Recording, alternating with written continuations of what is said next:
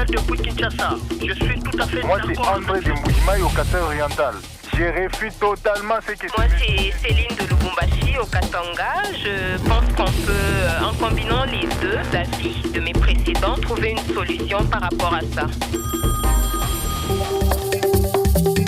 Mesdames et messieurs, bonjour à toutes et à tous et bienvenue dans ce nouveau numéro des Paroles aux auditeurs, votre magazine d'échange citoyen sur Radio Okapi. 4 mois après la signature de l'accord de paix le 27 juin 2025 à Washington entre le Rwanda et la RDC sous l'égide des États-Unis, les progrès réalisés dans la mise en œuvre demeurent fragiles et inégaux selon le nouveau rapport du baromètre des accords de paix en Afrique. Toujours selon ce rapport, il y a eu certes dans la période septembre-octobre 2025 des avancées significatives mais alors très limitées.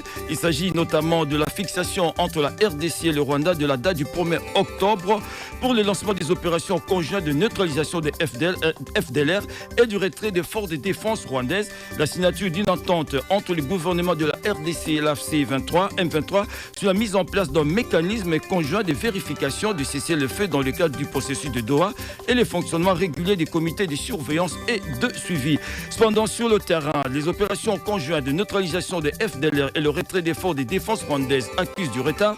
D'autre part, le processus de Doha sur les mécanismes de surveillance et vérification de cessez-le-feu peine à se matérialiser car le combat se poursuit dans certaines zones à l'est de la RDC. Entre-temps, selon Jeune Afrique, malgré l'absence de progrès significatifs dans les négociations menées à Washington et à Doha, Washington ne renonce pas et mise sur une nouvelle date le 30 novembre 2025 pour une rencontre entre le président congolais et rwandais. Au regard de certains blocages liés à la mise en œuvre de l'accord de paix de Washington et du processus de Doha, deux voix s'élèvent à l'interne tout comme à l'extérieur de la RDC réclamant un dialogue national inclusif pour une sortie de crise à l'est de la RDC. Pour sa part, le chef de l'État congolais rejette toute idée d'un dialogue incluant les représentants liés à l'agression dont la RDC est victime. Que pensez-vous de l'état d'exécution de l'accord de Washington et du processus de Doha pour une sortie de crise en RDC?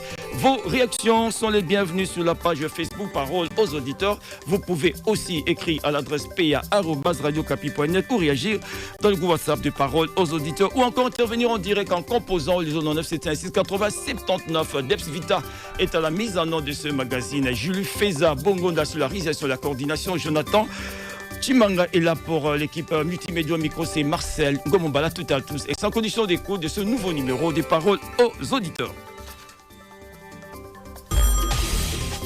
Allô? Allô? Allô? C'est parce que Radio Okapi unit le Congo que vous êtes concerné par cette émission. Bonjour, monsieur le journaliste. Bonjour. En tout cas, j'étais très ravi par rapport à ça. Je suis vraiment ravi par la pertinence des interviews.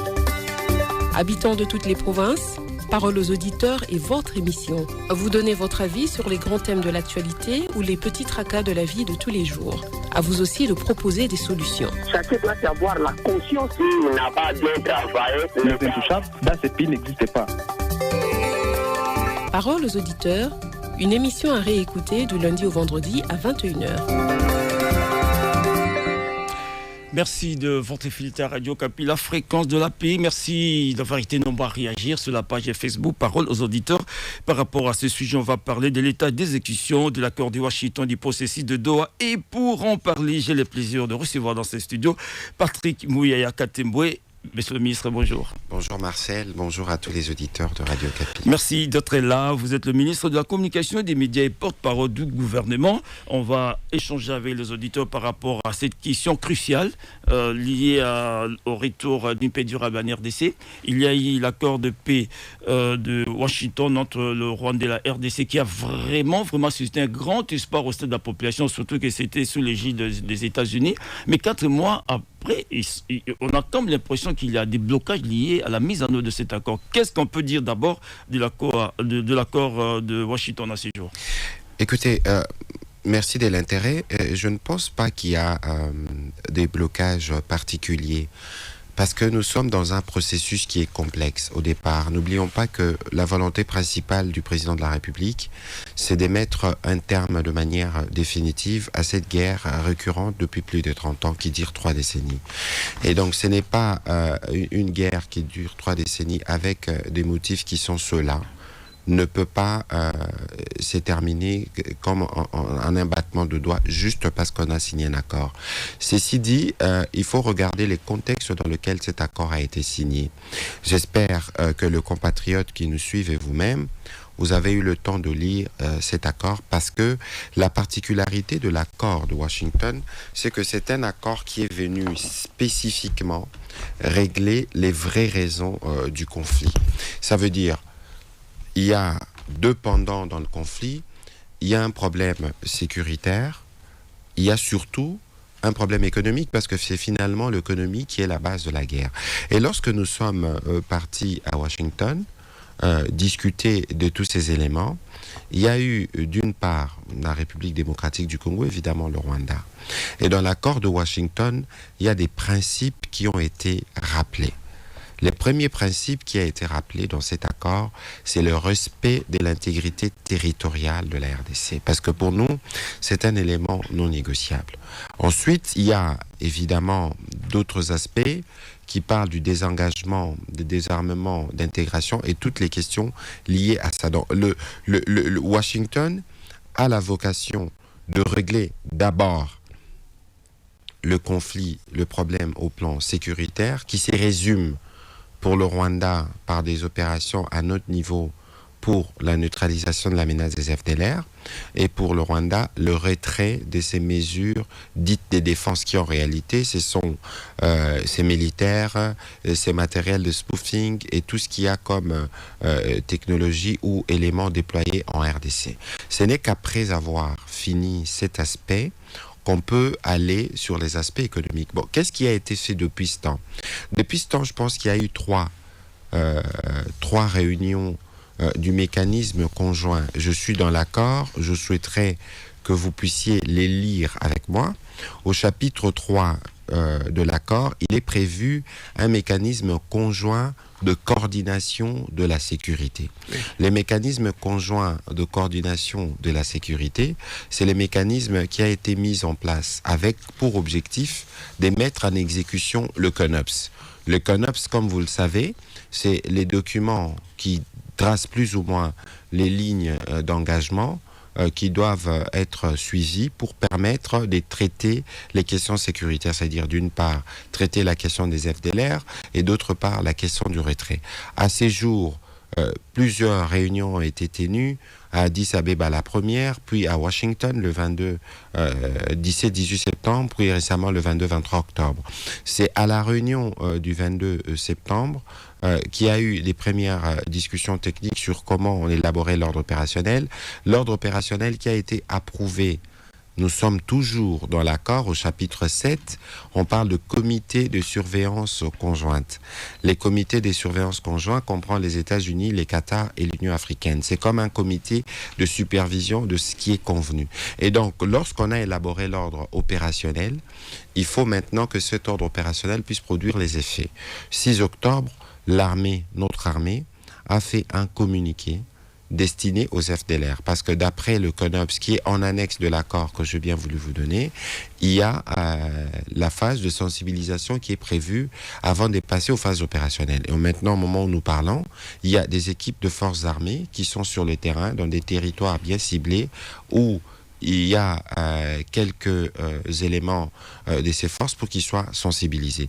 Ça, c'est de premier point de vue. D'autres points de vue, après la partie sécuritaire, il y avait le volet économique. Oui.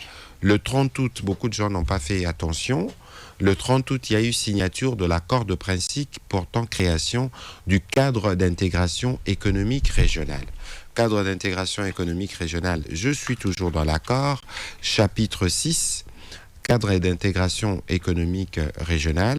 Ça veut dire qu'on va mettre en place un cadre qui nous permette de traiter les questions économiques. Et avec le Rwanda, on en a beaucoup. Parce que n'oubliez pas que nous sommes des pays frontaliers. N'oubliez pas que nous avons le lac en partage. N'oublions pas qu'il y a des questions intrafrontalières qu'il faut traiter. Mais la question sur ces cadres d'intégration économique régionale a été bien étudiée. Mais malheureusement, on n'a pas encore signé. Pourquoi on n'a pas signé l'accord? Parce que les questions sécuritaires qui sont pour nous prioritaires n'ont pas encore trouvé des réponses. Et c'est en cela que les travaux continuent au niveau de la médiation américaine pour que le Rwanda fasse sa part. Parce que nous n'avancerons pas sur le cadre d'intégration économique régionale tant qu'on n'a pas épuisé les questions sécuritaires. Je rappelle ici que pour nous, c'est les retraits de toutes les troupes rwandaises et de ces différents matériels déployés sur notre territoire. Justement, Monsieur le ministre, c'est justement là où les bas blessent. D'abord, vous avez parlé du comité conjoint des sauveteurs de l'accord de paix entre la RDC et le Rwanda. Rappelez-vous, le 2 octobre dernier, les représentants du Rwanda, de la RDC, ainsi que des États-Unis, du Qatar, du Togo, la Commission de l'Union africaine ont tenu à Washington justement la 3e réunion et le comité a reconnu qu'il y a des obstacles persistants, notamment pour la mise en œuvre de la neutralisation des groupes armés des FDLR et des factions associées, mais aussi la question du désengagement des forces de la LVC. Apparemment, c'est là où il se pose un problème. Justement, c'est parce que nous connaissons le Rwanda. Oui. Nous connaissons même la question des FDLR dans l'absolu. C'est un prétexte, mais qu'on a choisi d'évider. Exactement comme on a vidé les prétextes sur la question de réfugiés, exactement comme on a vidé la question sur le prétexte du discours de la haine, parce qu'officiellement, c'est les raisons de la guerre. Et c'est pourquoi il y a eu cette réunion du 2 octobre qui a entériné l'ordre opérationnel qui avait été préparé par les militaires. C'est pour ça que notre armée, très rapidement, quelques jours après la signature, tout au moins après cette réunion du comité conjoint de surveillance, a lancé ses communiqués. Au moment où je vous parle, il y a des militaires qui sont sur terrain pour faire cette phase de sensibilisation, parce que nous sommes dans les besoins rapides de recouvrer la paix, parce qu'il ne faut pas oublier qu'entre-temps, nos populations subissent un gouvernement par crime. Il ne faut pas oublier qu'entre-temps, il y a eu des massacres, notamment dans le Rutshuru, avec un ciblage ethnique. Référez-vous au rapport de Human Rights Watch ou encore les rapports du haut-commissaire aux Nations Unies aux droits de l'homme. Mais tous ces éléments, c'est des éléments qui nous préoccupent. Et c'est pourquoi, d'ailleurs, il ne faut pas penser que si ces choses ne sont pas totalement épuisées, qu'il peut y avoir un round à Washington entre notre président et le président du Rwanda, parce que l'impératif premier pour nous n'est pas simplement de faire des accords ou d'apparaître sur des photos. L'impératif pour nous, c'est les retours d'une paix que nous voulons définitive et durable. C'est ce qui va nous permettre de procéder aux étapes suivantes. Alors, vous suivre, Monsieur le Ministre, l'espoir doit continuer à demeurer par rapport à cet Évidemment, accord. nous faisons de progrès, oui. Même s'ils sont lents par rapport à la ferveur suscitée après la signature du 27 juin, c'est compréhensible, mais comptez sur nous pour que nous puissions faire davantage de notre part pour que la paix puisse arriver très rapidement. Et vous savez que pour que la paix revienne dans ce pays, dans cette partie du pays, il faut que le Rwanda agisse. Ça c'est pour l'accord de paix de Washington entre la RDC et le Rwanda, mais il y a également le processus de Doha. Là apparemment également les choses ne semblent pas bien marcher. La question, c'est pas que les choses ne semblent pas bien marcher tel que vous le dites. La question, je rappelle encore que c'est un processus complexe. Bon, il faut pas oublier qu'à Doha, il y a évidemment le volet du fils, parce que le Rwanda, c'est le père, les M23 FC, c'est le fils de la brigade avancée. Donc, il faut voir dans quelle mesure traiter cette question pour que nous puissions vite régler les deux problèmes en même temps. Parce que, qu'on ne vous trompe pas, le processus de Washington et de Doha sont complémentaires. Même si par malice et par manipulation, les Rwandais ont toujours voulu se distancer de leur créature préférée, mais le fait est que le M23 n'existerait pas si le Rwanda ne voulait pas qu'il existe. Et donc l'idée, et même là, au 19 juillet, nous avons signé un accord de principe. Dans l'accord de principe, on a beaucoup parlé de ce qu'on appelle mesures de confiance. Dans les mesures de confiance, il y avait évidemment un volet qui concernait la libération de prisonniers, et le processus sur la libération de prisonniers a été fixé autour du CICR et conformément aux lois congolaises. Ensuite, il y avait la question de la mise en place du mécanisme de cessez-le-feu. C'était un autre point qui a été vidé, même si son degré d'application sur le terrain n'a pas encore véritablement commencé, mais il y a à la fois le mécanisme des cessez-les-feux qui a été fixé et la question sur la libération de prisonniers. Lorsqu'on a fixé ces deux questions qui étaient prioritaires, nos experts sont dans la discussion des fonds. Pour ce qui concerne l'accord, évidemment, dans des discussions de ce type, il y a toujours des prétentions élevées parce que le père rwandais a besoin toujours de gagner 1 jour ou 2 jours de plus pour continuer les processus criminels qui commettent sur les zones occupées. Mais ceci ne nous empêche pas de continuer. Je pense que le président de la République qui suit assidûment les dossiers, notamment celui du processus de Doha, s'implique quotidiennement pour s'assurer que les discussions, en tout cas que nos lignes puissent être respectées. Et je pense que dans les jours qui viennent, nous pourrons avoir de nouvelles du côté du Qatar. Monsieur le ministre, avant d'ouvrir le standard, une question tout de même, parce qu'il y a au regard du fait que le processus traîne vraiment se matérialiser comme il se doit sur le terrain par rapport au calendrier. On a parlé par exemple de la neutralisation des FDLR et de la levée de forces de défense rwandaises qui en principe devait commencer le 1er octobre, mais jusque-là ça prend du retard. Il y a ceux qui estiment qu'il faut absolument, on ne peut pas parler du processus sans revenir à ceux qui réclament qu'il faut absolument un dialogue inclusif. Vous avez suivi le président angolais qui est le président de l'Union africaine, de la Commission de l'Union africaine, qui est revenu également par rapport à cela, qu'il faut non seulement neutraliser les FDLR et aussi le retrait des forces défensives du Rwanda, mais aussi il faut un dialogue à l'interne. Inclusif. Il y a ceux qui estiment qu'on n'a pas besoin d'un dialogue, et notamment les chefs de l'État qui a rejeté toute idée d'un dialogue avec les représentants de ceux qui agressent la RDC. Écoutez, j'aimerais être bien clair sur ces sujets. Oui. Nous avons le processus de Washington qui continue. Nous avons le processus de Doha. Nous devons être méthodiques. Nous ne pourrons véritablement aller au dialogue que lorsqu'on aura épuisé les deux processus. Mais ceci dit, par rapport au dialogue, il existe déjà une feuille de route qui a été proposée par les confessions religieuses. Je ne voudrais pas revenir sur les discussions qu'il y avait. Le président va recevoir les prêtres ou pas, etc. Il y a eu plusieurs initiatives qui sont partis dans ce sens. Et d'ailleurs, il faut saluer l'esprit des transcendances de nos pères parce qu'ils se sont remis ensemble avec les autres confessions religieuses, notamment celle dirigée par l'évêque Ejiba, pour convenir d'une feuille de route. Et le moment venu, le président de la République, article 69, garant de la Constitution, du bon fonctionnement des institutions, c'est lui qui décidera du moment du début du dialogue, de l'exécution de cette feuille de route. Et donc, il faut qu'on termine Washington, qu'on termine Doha, ensuite, on va aller vers ce dialogue. Et je reviens sur ce que le président de la République a dit, il faut que cela soit bien compris. Le président, comme toujours, a toujours été, permettez la tautologie, ouvert au dialogue. Un homme des dialogues, un homme des discussions. Mais ces dialogues, s'il doit avoir lieu, il doit avoir lieu pour régler des problèmes précis. Parce qu'il ne faut pas qu'on tombe dans un mélange. Parce qu'il y a eu entre-temps des frustrations accumulées, d'abord par ceux qui ont délibérément choisi de saboter les processus électoraux et qui veulent profiter de la crise sécuritaire que nous connaissons pour faire un retour sur la scène politique à travers le dialogue.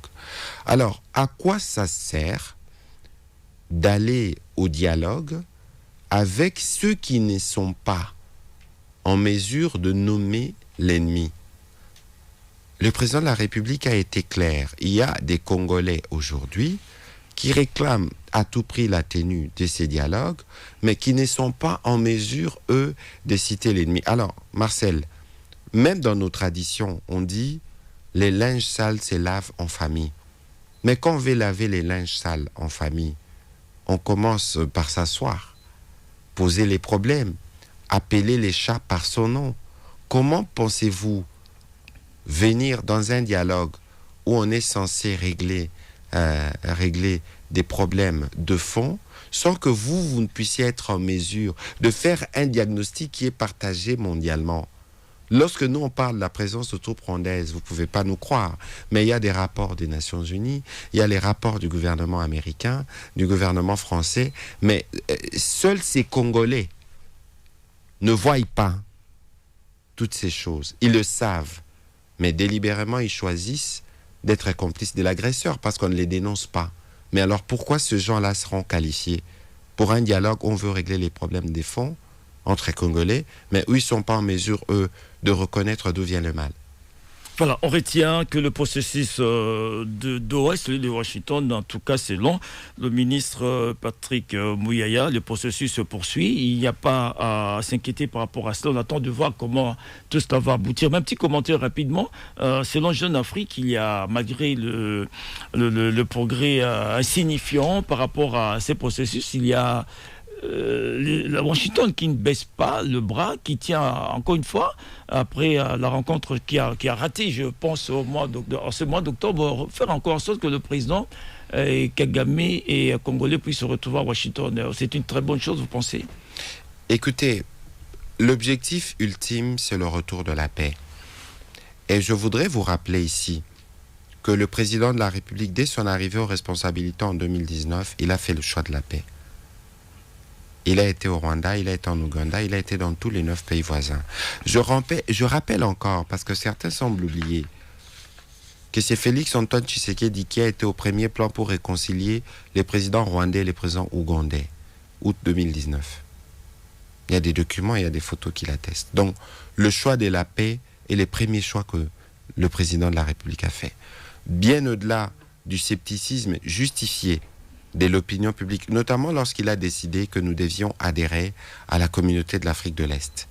Mais parce que le choix de la paix, c'est le choix du courage. Et aujourd'hui, le président de la République est évidemment bien disposé, mais il ne saurait s'associer à une telle initiative qui serait l'acte final que si nous avons de progrès dans ce qu'on a commencé. Ouais, ça, c'est très important. Et c'est pour ça qu'on n'a pas signé l'accord qui crée le cadre d'intégration économique régionale.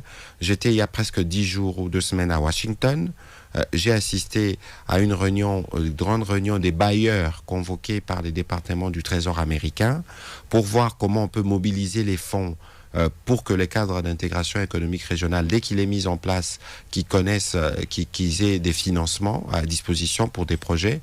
Mais rien de ceci ne pourra arriver si les Rwandais ne retirent pas leurs troupes et leur matériel de défense de notre territoire. C'est une ligne rouge. Voilà, Excellence, on revient à vous. Le temps pour nous d'ouvrir, Monsieur le ministre, on revient à vous. Le temps pour nous d'ouvrir les standards. Il y a déjà Maître Patrick Odia qui nous appelle depuis le Lubumbashi, Christian KCC qui est à Kinshasa, Mosbissimois qui est à Bukavu. Bienvenue si vous nous rejoignez sur la fréquence de la paix. C'est votre magazine des champs citoyens, parole aux auditeurs. Et nous parlons aujourd'hui avec le ministre Patrick Muyaya de l'état d'avancement de l'accord de Washington, mais aussi du processus de Doha. Si vous voulez intervenir, composez le 09 756 80 79. Parole aux auditeurs. Maître Patrick Odia, vous nous appelez depuis Lubumbashi, vous avez la parole.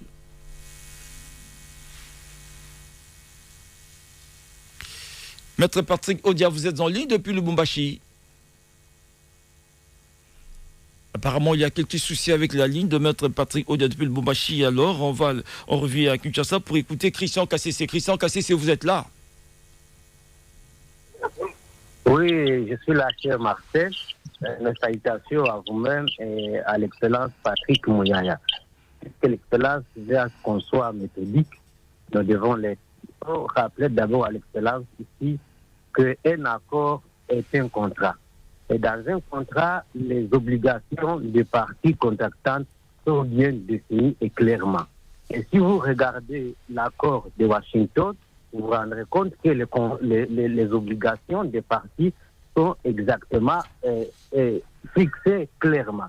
Mais aujourd'hui, 4 mois après la signature de l'accord de Washington, on demeure dans une certaine laxisme. Pourquoi? Parce qu'il y a une faible mise en œuvre de cet accord. Pourquoi? Parce que la plus grande partie des actions, des mesures qui étaient censées être exécutées dans les 90 jours de l'entrée de la signature de cet accord-là ne sont pas exécutées. Et cela nous questionne sur la bonne foi des deux parties en question. Et la bonne foi ici doit résulter du comportement du contactant à vouloir exécuter cet accord-là.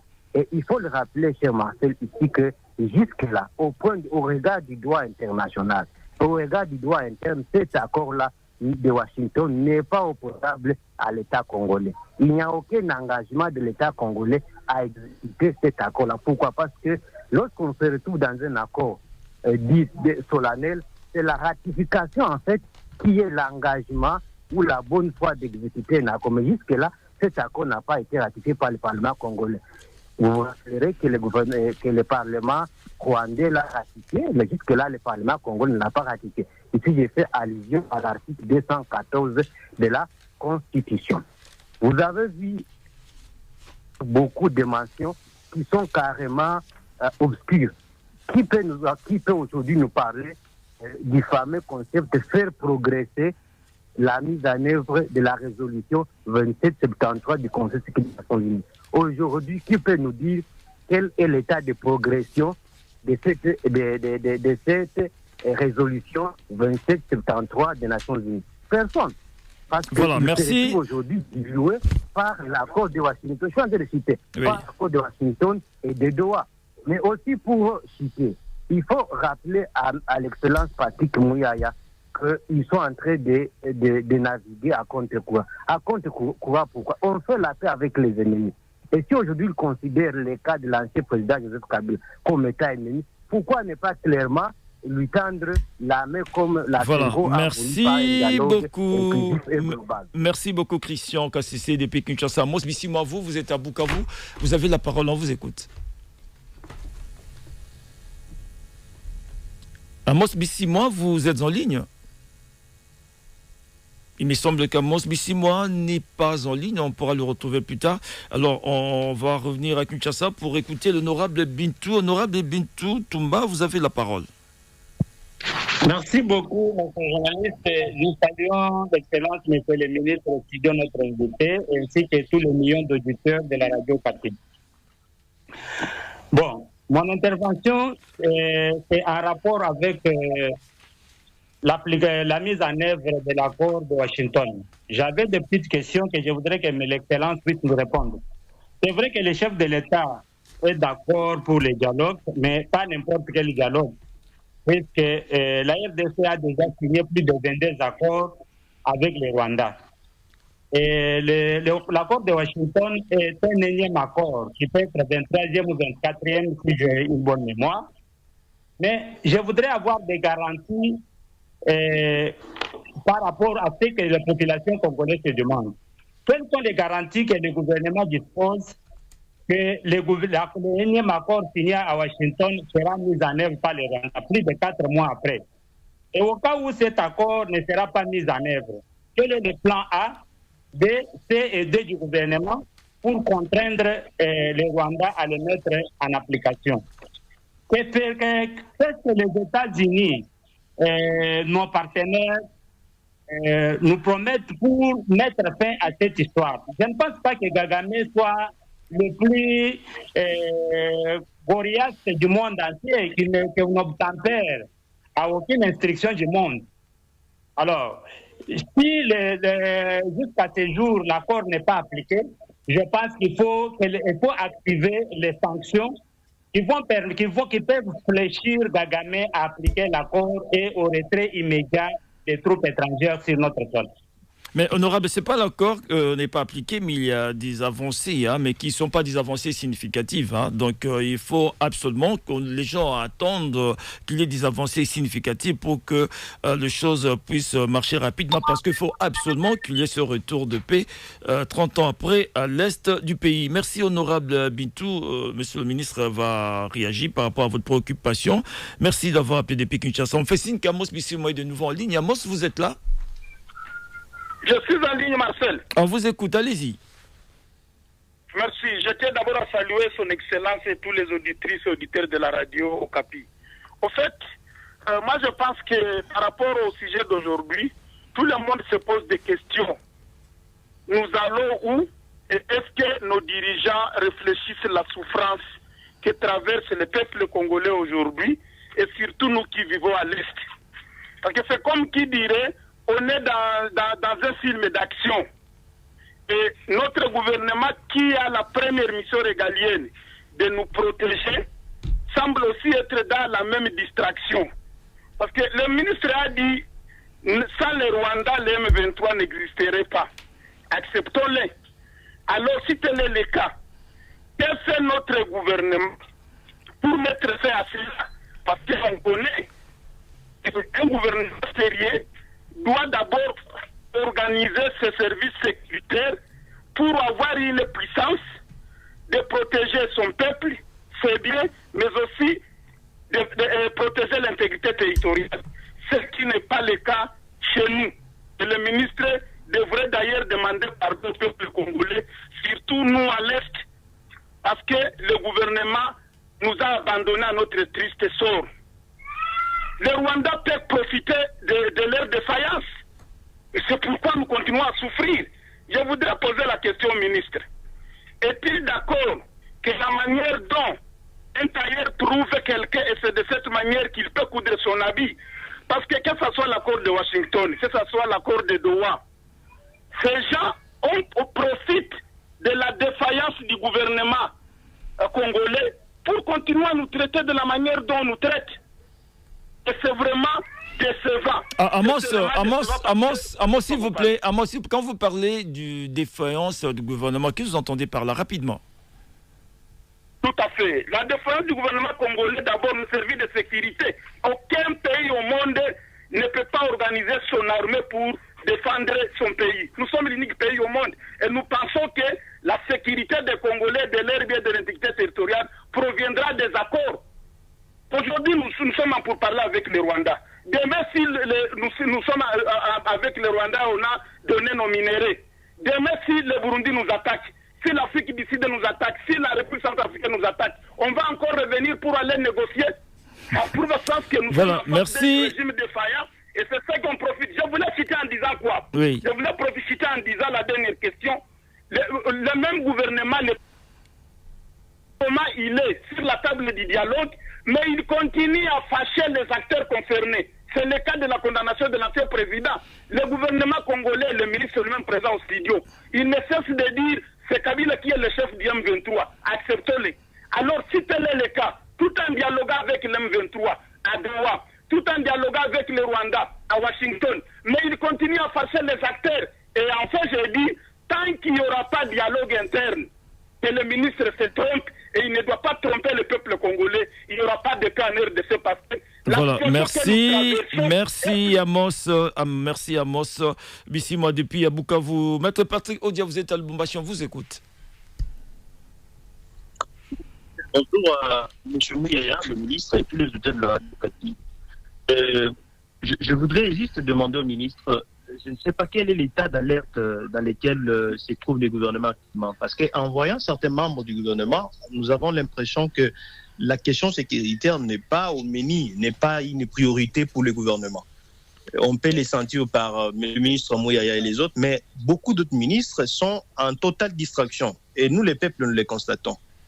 Je voudrais juste aborder cette question en vous disant, il n'y aura jamais la paix si réellement le gouvernement ne fait pas ses prérogatives ou ne remplit pas ses missions régaliennes également en menant des réformes structurelles ou les réformes sécuritaires notamment, en renforçant également la logistique et tout ce qui va avec dans l'ensemble du pays national. Dans ces moments-là, si on est en état de puissance également, on peut s'imposer, on peut également dialoguer parce qu'on sait que derrière nous, il y a une base arrière. Mais dès lors qu'on sait que derrière, il y a des trahisons, il y a de la mauvaise gouvernance au niveau interne, M. Mouyaya, ça ne sert à rien à pouvoir aller dialoguer Doha, à Angola, Nairobi, États-Unis au jour d'aujourd'hui, alors que vous nous avez induit en erreur, monsieur le ministre, et nous avons célébré ici que les Washington, le président Trump également, cette fois-ci, il devait y avoir la paix et tout ça. Mais 4 mois déjà passés, les guerres s'intensifient au niveau de Walungu, de Rutshuru et de l'autre côté, il y a des tueries, et comme si cela ne suffisait pas, même vous avez même semblé juste prioriser ne fût-ce que la question, j'allais dire, mettre juste l'accent sur la question des M23, tout en oubliant également qu'il y a des groupements militaires également, du coup et autres, qui ont calciné des maisons et des personnes et des vies humaines également. Donc moi je pense qu'à mon avis, la solution serait de faire la pression sur les conseils de sécurité. Nous l'avons dit avant-hier avec le professeur Tuban Kalala, que vous connaissez, que la résolution 2773 reste une passe d'or pour la République démocratique du Congo de se faire respecter. Mais en attendant également, on peut aller au dialogue, mais tout en faisant également des réformes au niveau interne, monsieur Mouyaya. Je sais ce que je sais, et nous devons quitter la distraction. Et s'il y a des réformes qui sont initiées au niveau de l'armée également, je pense que l'armée va monter en puissance. Et de l'autre côté, il y aura la paix. Et l'armée ou le dialogue qui va se dérouler de l'autre côté sera équilibré. Mais dès lors que nous sommes en incapacité militaire et puissance également, M. Mouya, ça ne servira absolument à rien. Et c'est un échec et le peuple vous jugera. Voilà, merci à Maître Patrick Odia depuis le Bombashi. Avant de revenir à notre invité, je m'en vais lire quelques réactions rapidement sur la page Facebook de Parole aux auditeurs.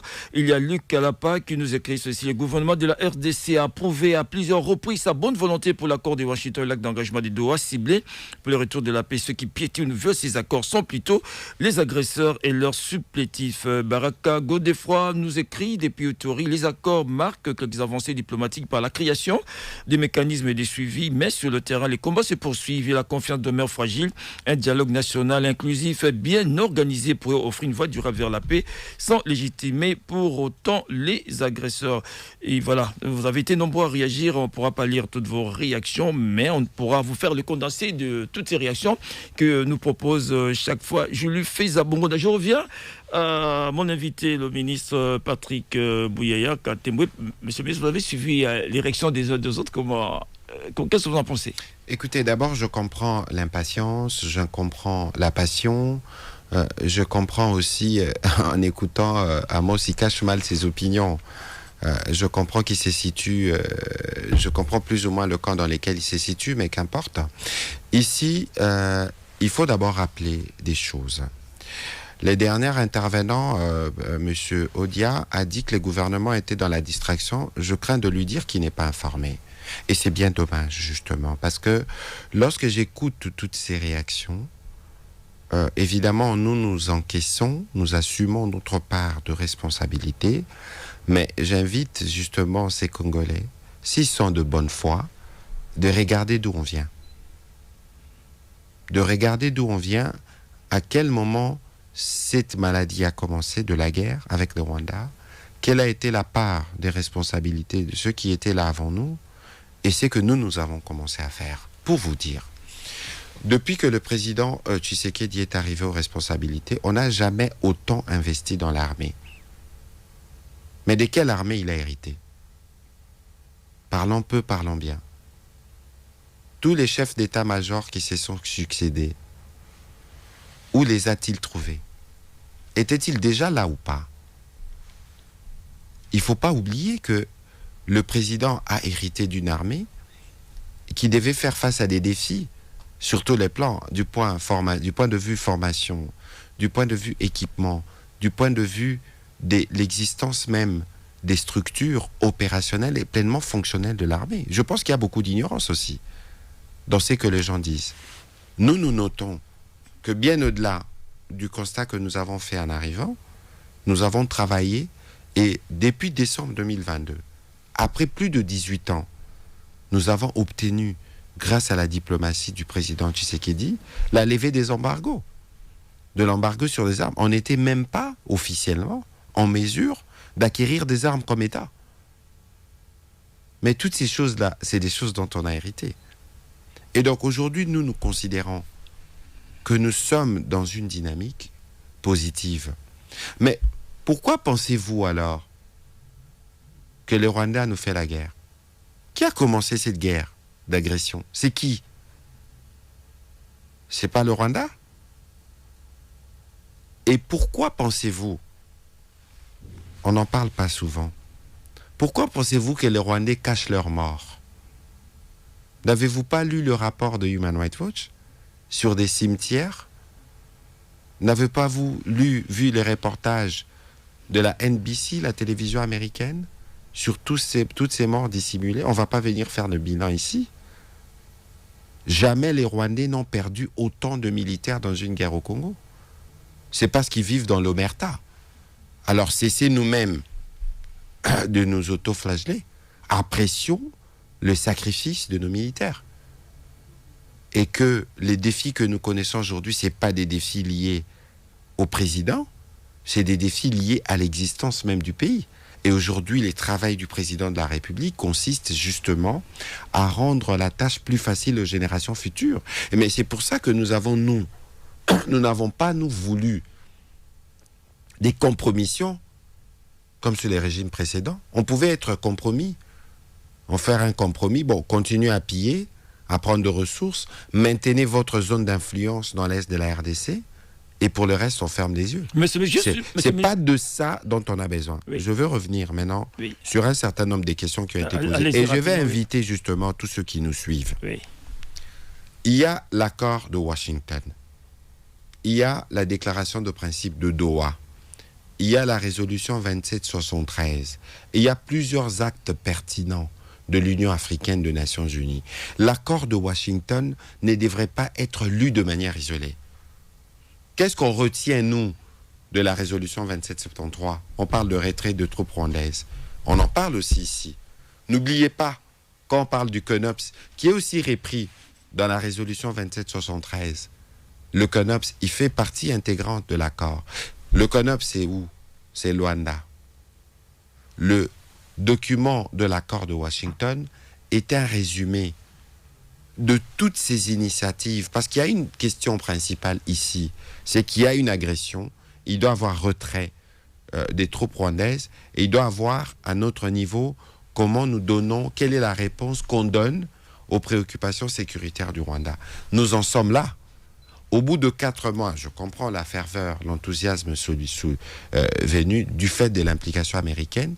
C'est une question complexe et les processus continuent et nous sommes sûrs que la voie que nous avons prise, nous allons arriver. Parce qu'il y a une question qui est revenue, si on avait un plan A, un plan B ou des questions de ce genre. N'oubliez pas, Marcel, on a déjà eu l'occasion de l'expliquer.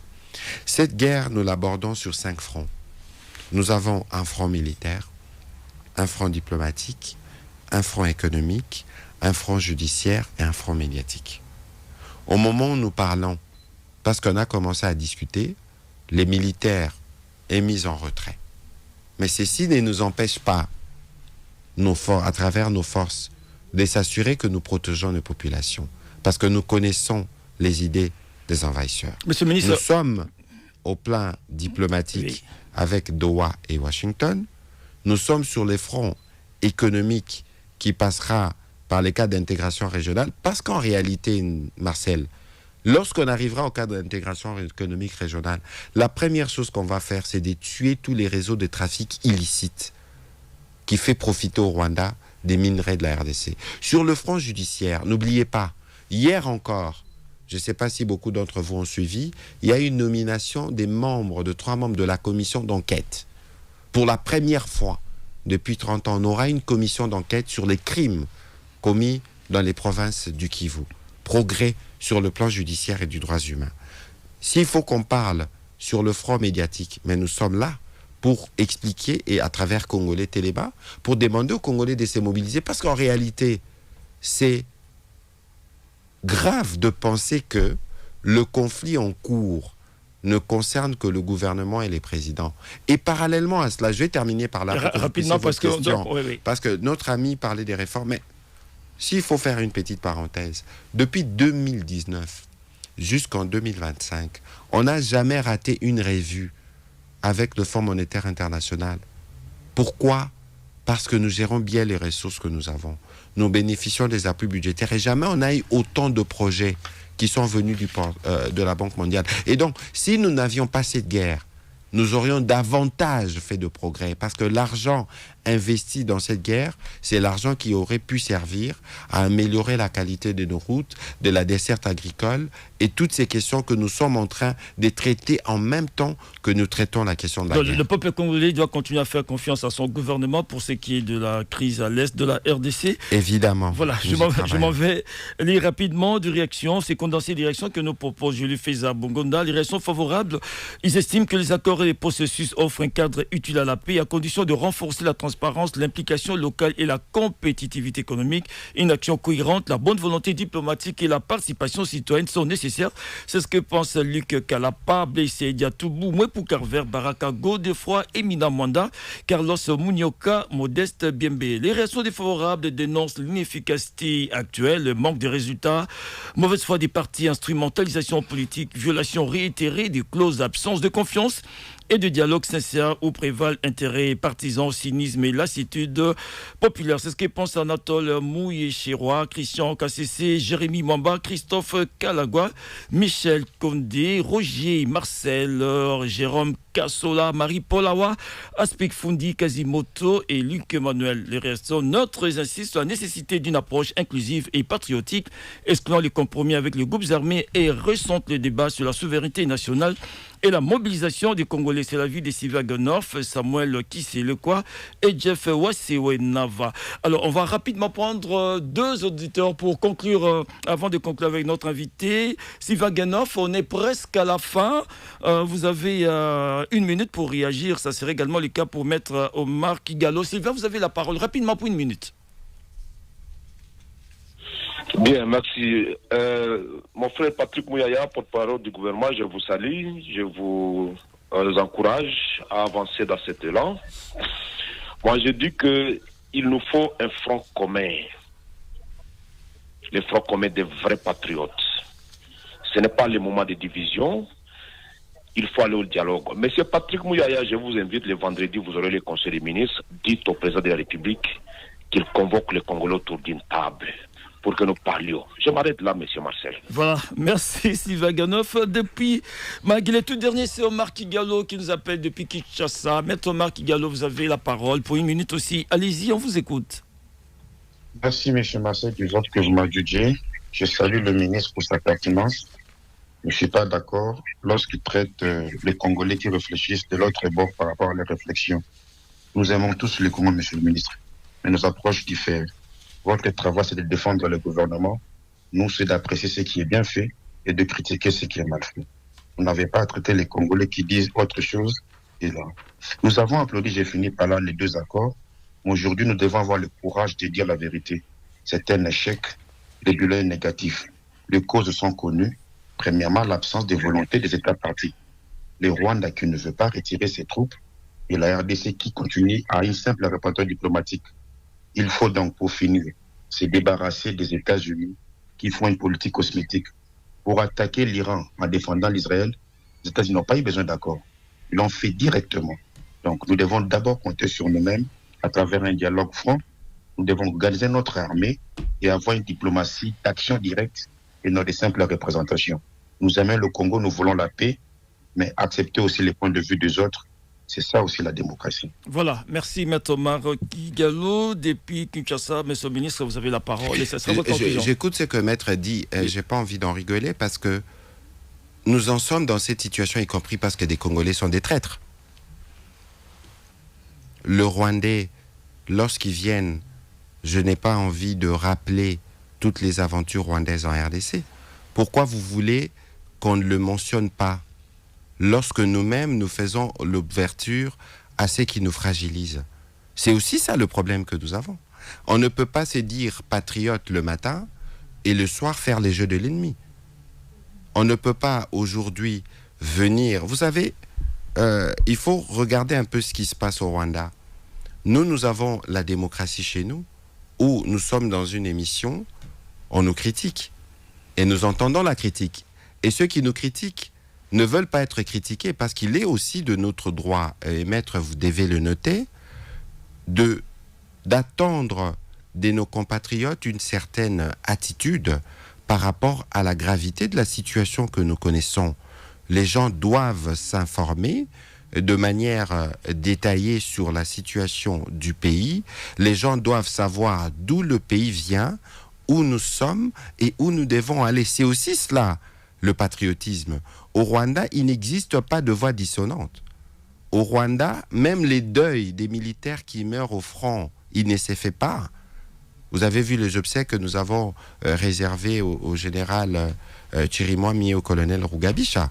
Donc, regardons-nous dans les yeux. Dialoguer, oui, le président n'a pas dit non. Mais est-ce quand on vient dialoguer avec ceux qui, pendant les dialogues, vont commencer à faire le rapport à ceux qui nous agressent? Quand on va dialoguer, on doit commencer par reconnaître qu'il y a une crise sécuritaire, qu'il y a une agression, qu'il y a une partie du territoire qui est occupée par les agresseurs et du fait de la complicité de certains Congolais. C'est aussi cela le problème. Alors moi je veux bien qu'on nous critique, nous faisons notre part. Au moins nous aurons l'avantage, au terme de ces processus, d'apporter une réponse durable. Jamais on a obtenu, et ça on ne les mentionne jamais assez, une telle implication du gouvernement américain. Si le président rwandais était de bonne foi, mais on aurait déjà fini cette guerre à Luanda. Voilà, au contraire. C'est pour ça qu'ici, il faut savoir, et ne pensez pas que parce que nous sommes dans un processus diplomatique, que nos militaires ou que le ministère de la Défense croisent les doigts. Pas du tout. Nous connaissons ceux qui sont autour de nous et nous savons ce que nous devons faire. Pendant qu'ils parlent, mais nous avons des opérations en Ituri, nous avons des opérations dans les Grands Nord, nous avons des opérations dans la périphérie de Kinshasa. Et donc c'est important pour nos compatriotes de bien s'informer. Parce que les questions aujourd'hui, lorsque je dis que cette guerre n'est pas la guerre faite au président, c'est la guerre qui est faite à tout le monde. Parce que le moyen public qui sont engagés pour cette guerre, les militaires qui payent de leur sacrifice, c'est des enfants qui viennent des familles, pour leur sacrifice et pour leur honneur. Et donc tous les Congolais, aujourd'hui l'occasion d'ailleurs de rendre hommage à tous les Congolais qui résistent dans les territoires sous occupation. Ce n'est pas parce que nous avons de fragilités que ces fragilités vont demeurer à jamais. Voilà. Et donc là, je termine parce que c'est une exhortation. J'entends souvent de gens le dire. Le dialogue ne va en rien régler les problèmes de fond. Si dans nos cœurs, nous restons, pour certains, complices de ceux qui peuvent nous agresser demain. Et c'est évident qu'il faut que nous ayons l'occasion de discuter. Personne n'a dit non. Mais si nous devons discuter, on doit discuter y compris pour que les Congolais ne prêtent plus les flancs à des aventuriers qui viennent des pays voisins pour nous diviser et nous séparer. Voilà, merci beaucoup Patrick Mouyaya Katemboui. Je rappelle que vous êtes ministre de la Communication et des Médias et porte-parole du gouvernement. C'est un réel plaisir pour nous de vous avoir dans ce studio. On espère vous retrouver prochainement. Merci beaucoup. Et voilà, fin de ce numéro de Parole aux auditeurs de Séjour. Merci à toutes et à tous de l'avoir suivi. Merci à Debs Vita qui était à la mise en nom de ce magazine réalisé, coordonné par Julie Feza Bongonda. Merci aussi à Jonathan Chimanga qui était là pour l'équipe multimédia. C'est grâce à lui que vous avez pu suivre ce magazine en direct sur YouTube, X, Facebook. Et au micro, c'était Marcel Ngomombalo. Plaisir de vous retrouver dans un prochain numéro de Parole aux auditeurs. D'ici là, bon suivi de programme sur la fréquence de la paix. Au revoir à toutes et à tous.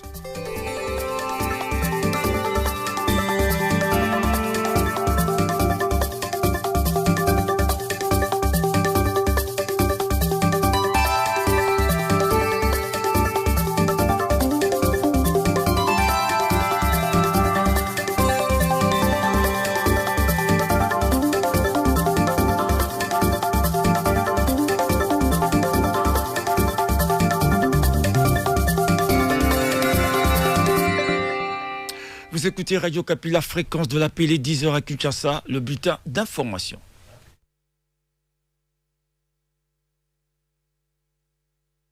À conférence. Ouais. Ok, allons-y.